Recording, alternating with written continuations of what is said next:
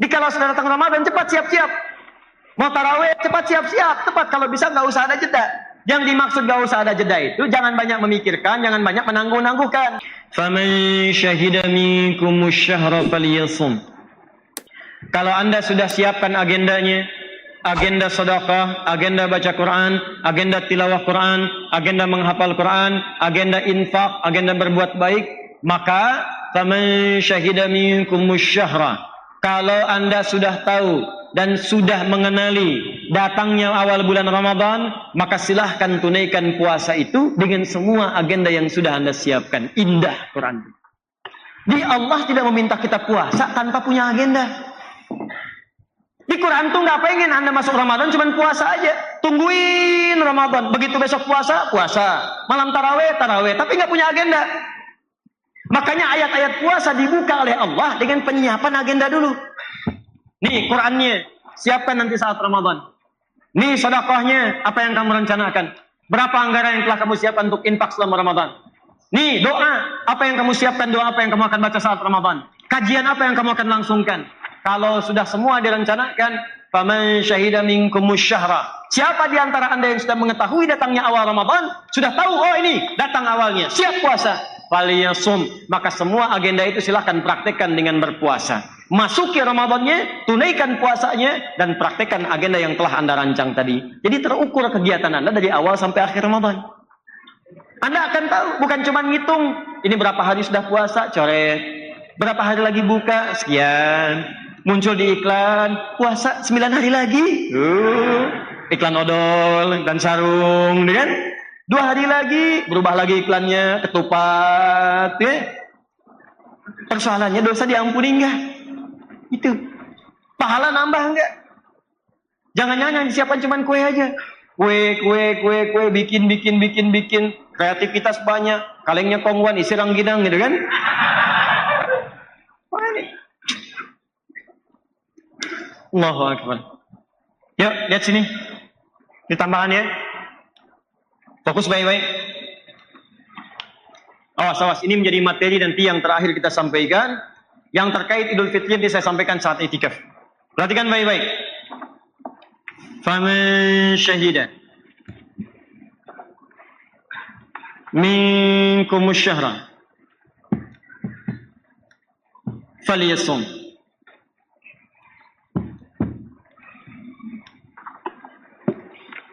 Dibuka dengan kalimat syahrul Ramadan, ditengahi dengan kalimat faman syahida minkumus syahra.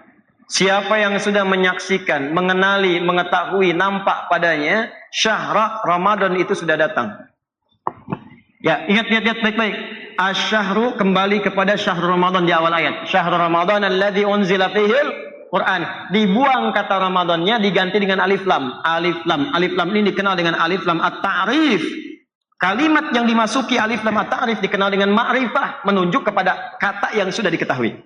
Faman syahida minkumus syahra. Maka siapa di antara kalian yang sudah menyaksikan, mengetahui, mengenali datangnya bulan Ramadan yang dimaksudkan. Falyasum, fa pakai fa. Harfu tartib. Awas hati-hati. Harfu tartib juga termasuk harfu atfin bila hudud. Tartib artinya berurutan.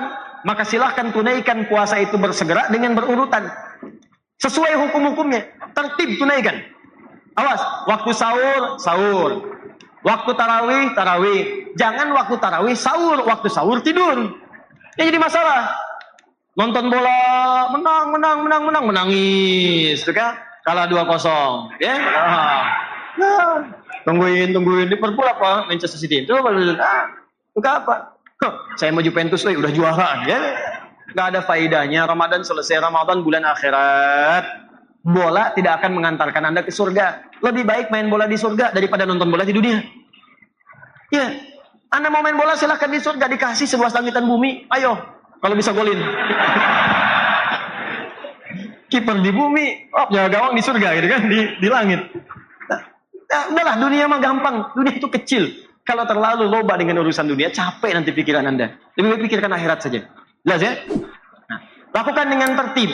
Kemudian atfin bila hudud, cepat tanpa jeda. Dikala sudah datang Ramadan, cepat siap-siap. Mau tarawih, cepat siap-siap. Tepat, kalau bisa nggak usah ada jeda. Yang dimaksud gak usah ada jeda itu, jangan banyak memikirkan, jangan banyak menangguh-nangguhkan.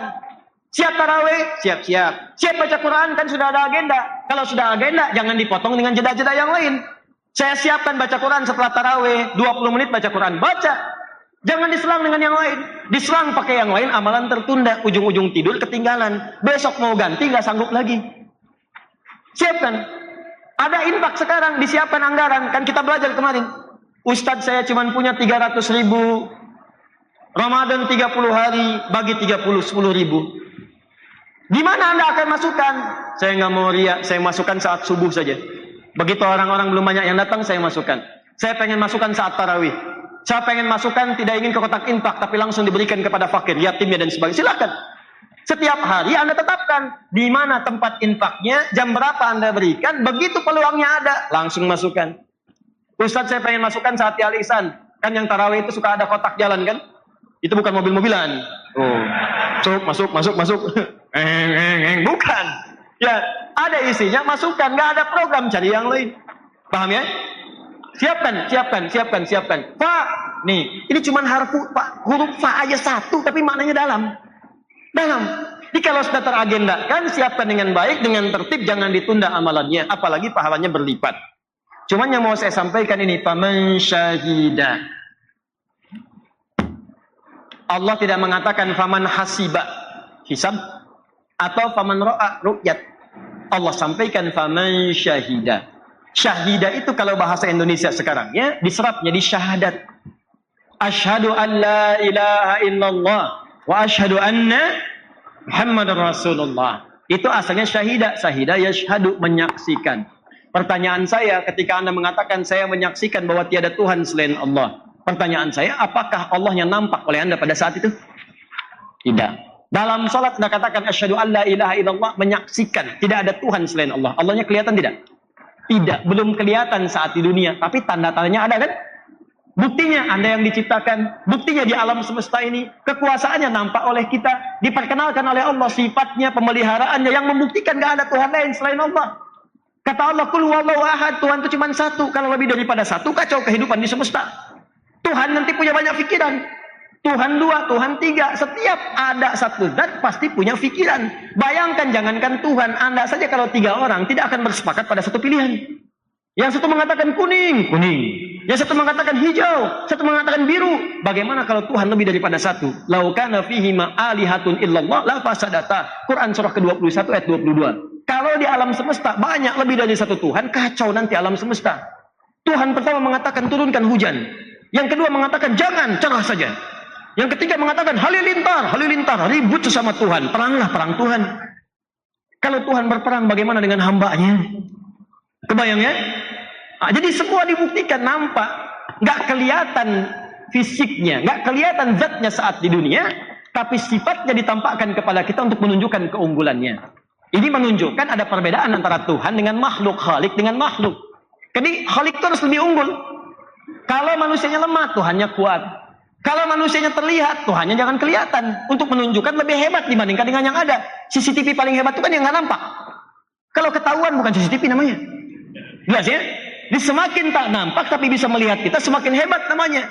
Nanti di akhirat begitu dibuka, ditampakkanlah semuanya. Kalau amal kita cukup, maka turunlah Quran surah 75 ayat 22 sampai 23, paling kiri sebelah atas. Wujuhu yauma idzin nadhirah. Ada orang yang di akhirat wajahnya berbinar, bersinar gembira. Bukan karena masuk surganya. Ila rabbiha nadhirah. Karena bisa melihat Allah tanpa hijab langsung. Ada nanti yang bisa melihat dan mudah-mudahan kita termasuk di dalamnya insyaallah ya. Sekarang kita imani, kita yakini laisa kamitsli syai', jangan dibayangkan apa-apa. Kita beriman walaupun tak melihat langsung tapi tanda-tandanya nampak, itu yang disebut dengan syahidah namanya. Jelas? Tak kelihatan tapi bukti-bukti yang lain menunjukkan itu nampak. Jadi makna yang pertama syahidah. Yang kedua, makna syahidah yang kedua langsung menyaksikan. Terlihat, ada, mengalami, kelihatan, nampak, dikenali. Contohnya di Quran surah kedua ayat 282. Orang yang terkait dengan pinjam meminjam, utang piutang, jual beli, kata Allah hadirkan di antaranya 2 orang saksi. Syahidaini min rijalikum fa illam yakuna rajulaini farajulun wahidah. Ya farajulun wa imra'atan, maka 1 laki-laki 2 perempuan. Disebut dengan syahidain dari kata syahid, asalnya dari kata syahidah. Jadi kalau Anda ingin misalnya ke notaris, ya, akte jual beli tanah, mesti ada saksi kata Quran yang menyaksikan. Bukankah saksi itu kemudian didefinisikan melihat, ya, atau mengetahui, atau mengenali, atau mendengar, atau merasakan? Maka baru disebut saksi ketika dia bisa melihat, menyaksikan, atau mengetahui. Walaupun tidak melihat, menyaksikan, dia mengetahui atau merasakan apa yang dimaksudkan. Maka dua-duanya berkumpul. Bisa langsung melihat apa yang terlihat kalau mampu dilihat, atau yang kedua tak mampu melihat tapi mengetahui dari tanda-tanda sekitaran bahwa dia telah wujud. Paham? Dua peristiwa ini yang nampak langsung dan tak nampak tapi buktinya nampak, itu dalam bahasa Arab disebut dengan syahadah. Kata kerjanya disebut dengan syahidah. Maka ayat ini memberikan gambaran kepada kita. Lihat sini. Nih, kalau mau menerjemahkan, faman syahida minkumus syahra, maka jika ada di antara Anda, lihat sini, yang mengetahui datangnya bulan Ramadan itu. Lewat mana datangnya? Ada yang melihat langsung. Tut, nampak tandanya. Lihat, kelihatan, hilalnya nampak. Mana hilalnya? Mana hilalnya? Kok gak kelihatan? Itu tuh yang lagi tidur, security tidur namanya hilal, gitu kan? Bukan yang itu, tapi yang di atas sana. Begitu melihat sesuatu tampak kemudian diamati awal hilal Ramadan, nanti saya terangkan apa itu hilal. Begitu sudah kelihatan, maka penglihatan secara langsung itu nampak disebut dengan ru'yat namanya. Maka muncul istilah ru'yatul hilal. Ru'yat.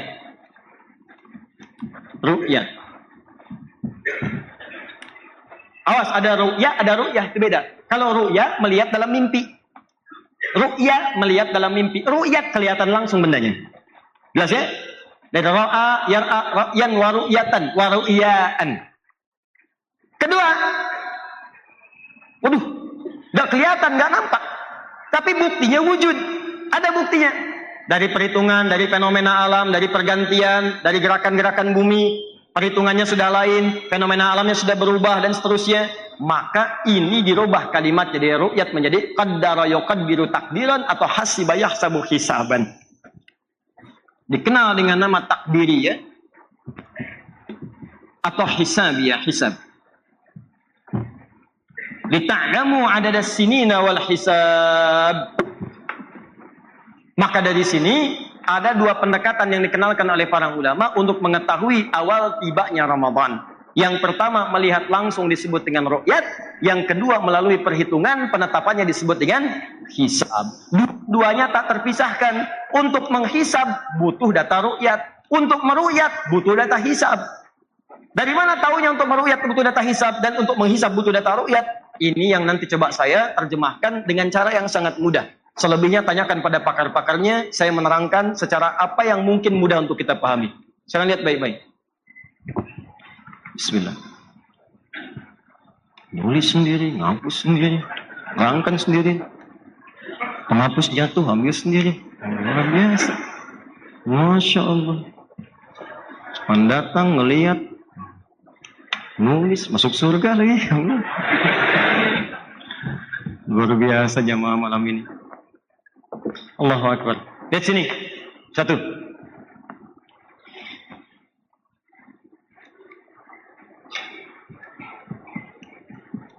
Ya apa? Ini apa? Gambar matahari. Ini apa? Hah? Ini apa? Lingkaran kecil, lingkaran. Sudah.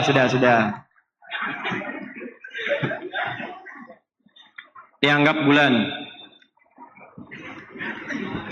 Apa ini? Bukan, anggap bulan. Ini apa?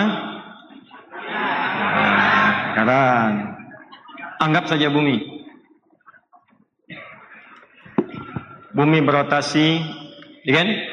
Ini planet, dari bumi ada bulan, kemudian ini matahari.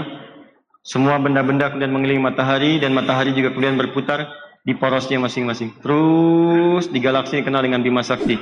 Ya, sekarang sudah ada pembahasan sampai ke black hole. Sekarang sudah ada di beberapa benua dengan menggunakan pendekatan 8 teleskop. itu bisa meneropong untuk mengamati sampai ke black hole, lubang hitam. Nanti ada kajian lebih dalam lagi, kita tidak masuk ke dalamnya, mungkin di episode yang berbeda ya. Lihat sini. Ini kan rotasi bumi menentukan siang malam kan? Dan dia berputar kan? Baik, bulan juga berputar, terus mengelilingi matahari, terjadi perputaran-perputaran. Secara cepat saja. Ini saya bikin garis horizon. Titik nol.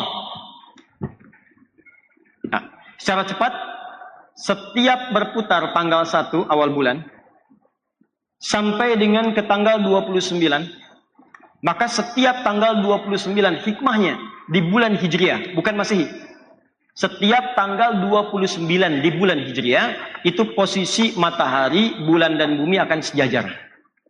Posisinya sejajar, satu garis yang sama. Kumpul. Ya. Jadi kalau misalnya dari awal kelihatan sabit, pertengahan jadi kelihatan bulat kan? Beredar lagi terus. Jadi gampang orang Arab dulu kalau pengen lihat bulan, oh tengah-tengah nih. Kalau sudah tengah-tengah berarti kelihatan bulat. Ya, berarti itu hari pasti tanggal 13, 14, 15. Nah, setiap tanggal 29 bulan Hijrah, akhir bulan, itu posisi matahari, bulan dan bumi berada di satu garis, kumpul semuanya. Kumpul di satu tempat disebut dengan ijtima namanya. Ijtima. Ijtima. Ulama kumpul di satu tempat, ijtima ulama. Matahari, bulan, bumi kumpul di satu tempat, satu garis yang sama, disebut dengan ijtima. Bahasa ilmiahnya disebut dengan konjungsi namanya. Konjungsi, bukan konjungsi bahasa Indonesia, disambung ya. Konjungsi. Ini terjadi setiap tanggal berapa? 29. Bulannya bukan Masehi tapi Hijriah. Ingat, bukan Masehi tapi apa? Hijriah. Setiap tanggal 29 maka akan terjadi posisi seperti ini. Fokus baik-baik ya, fokus baik-baik. Kalau sudah terjadi ijtima, setiap tanggal 29 di akhir setiap bulan Hijriah, ini menandakan bulan itu akan berakhir masanya. Harinya akan berakhir, bulannya akan berakhir. Besoknya akan masuk kepada hari yang baru di bulan yang baru. Jadi kalau sudah masuk ke fase tanggal 29 Hijrah, ada ijtima matahari, bulan dan bumi, ini menunjukkan posisi itu sudah di akhir hari di bulan yang dimaksudkan. Misal, sekarang kita ada di bulan apa?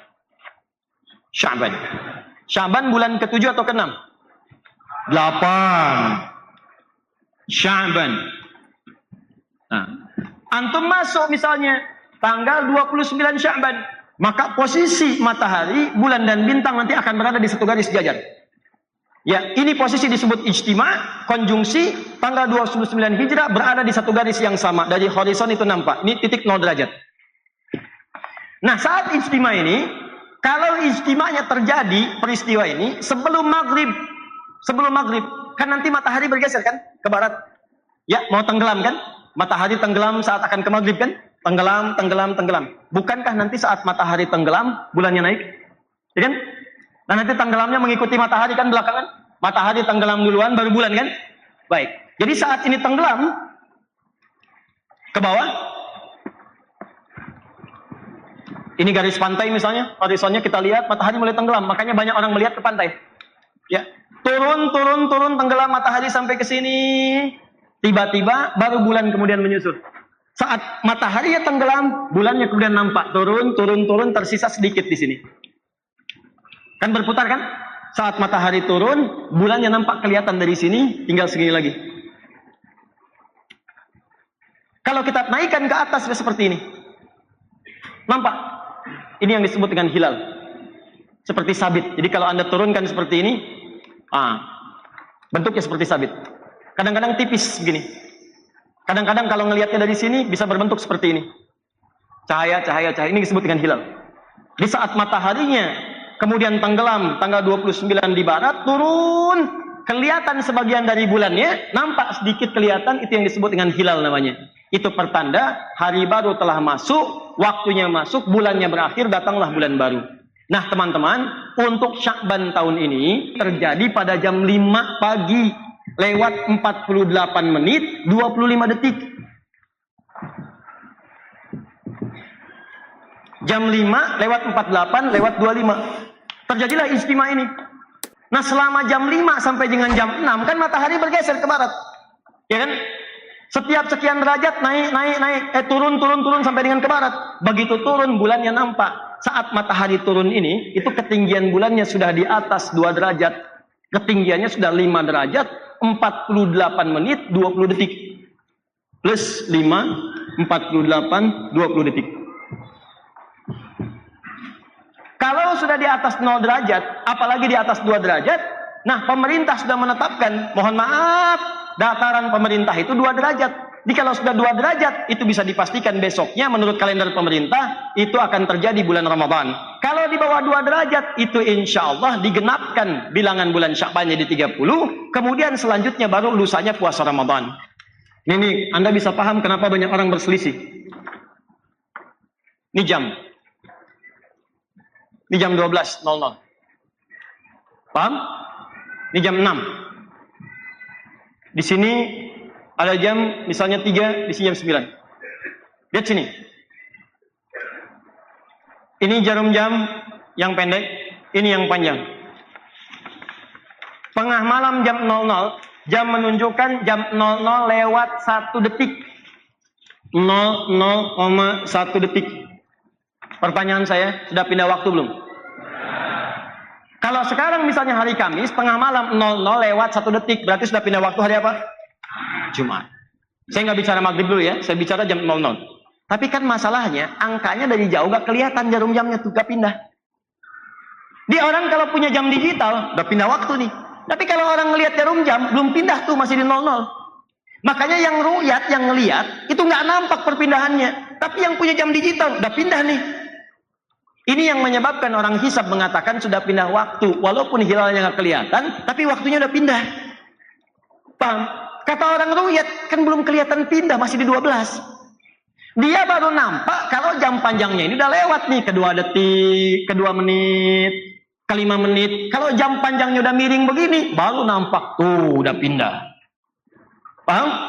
Nah, ini yang menyebabkan seringkali sudah kumpul ulama-ulama satu terakhir di Turki, ada konferensi ulama. Ditetapkan di sana batas kelihatan itu 5 derajat. 5 derajat baru nampak. Oleh pemerintah kita diambil pertengahan untuk menengahi antara aliran hisab dengan ru'yat, ambillah 2. Jadi kalau Anda kemudian ada di atas 2 bisa nampak, ini ukuran dari pemerintah kita. Ini kalau menggunakan hisab dengan ru'yat mengacu pada Al-Qur'an, kecuali kalau pakai metode lain. Ramadan akan ditetapkan besok. Kenapa? Berdasarkan mimpi Abah tadi malam masih tahu. Jelas ya? Nah, Ustadz, kalau hisab bertemu dengan ru'yat, mana yang didahulukan? Teman-teman, dua-duanya tidak terpisahkan. Hisab dengan ru'yat itu satu kesatuan. Tidak mungkin orang meru'yat kalau nggak tahu data hisab. Dan tidak mungkin orang menghisab kalau tidak pernah mengeluarkan data ru'yat. Jadi jangan saling mencela. Kalau ada yang pakai hisab seperti di Eropa untuk memudahkan, silahkan. Kalau ada yang pakai ru'yat, nggak ada masalah. Jangan saling mencela. Paham ya? Awas, hati-hati. Karena nanti ada aliran yang ru'yat saja, ada yang hisab saja. Ini aliran juga menurut saya perlu dipertemukan dengan baik. Ya, awas, hati-hati. Ada yang tidak menerima hisab sama sekali. Saya pengennya ru'yat saja. Nah, kalau begitu Anda harus konsisten. Apa konsistensinya? Dalam waktu sholat pun Anda terapkan ru'yat. Karena hadis sholat itu sama persis substansinya dengan hadis-hadis tentang ru'yat puasa. Kata Nabi, waktu zuhur itu kalau matahari tergelincir, bayangan Anda sudah tingginya sama dengan tinggi Anda. Maka dicontohkan kemudian nombak tongkat ditempelkan ke tanah. Ya, begitu sudah ditajamkan ke tanah, lihat bayangannya. Kalau bayangan sudah sama dengan tongkat, baru kemudian sholat zuhur. Semakin turun asar, semakin kecil maghrib, semakin hilang isya. Pertanyaan saya, siapa yang sekarang menentukan sholat dengan menggunakan bayangan tongkat? Ayo. Ada yang kalau mau sholat dulu nanam tongkat di luar. Tanam, kelihatan, oi, ada. Siap, ada. Nggak ada. Siapa yang mengarahkan Anda untuk sampai hitungan sekarang menggunakan angka? Sekarang kan pertanyaannya bukan berapa bayangannya. Jam berapa sekarang? Apakah sudah zuhur? Apakah sudah isya? Silakan tanya. Kan sekarang patokannya orang melihat subuh bukan keluar melihat fajar kan? Tapi melihat apa? Melihat angka jam. Sudah masuk belum? Itu hisab namanya. Jadi kalau sholat aja yang tiap hari Anda menggunakan hisab, kenapa saat Ramadan Anda ribut-ribut? Itu dalil yang hisab. Ru'yat gak ada masalah. Kalau pengen lihat silakan langsung lihat. Lihat, kelihatan, laksanakan. Tak nampak, ingin genapkan, silakan genapkan bilangan Sya'ban jadi 30 hari. Atau Ramadan nanti jadi 30 hari. Paham? Jadi jangan ada keributan-keributan. Semua ru'yat benar, hisab benar. Yang salah yang tidak puasa. Ya, paham?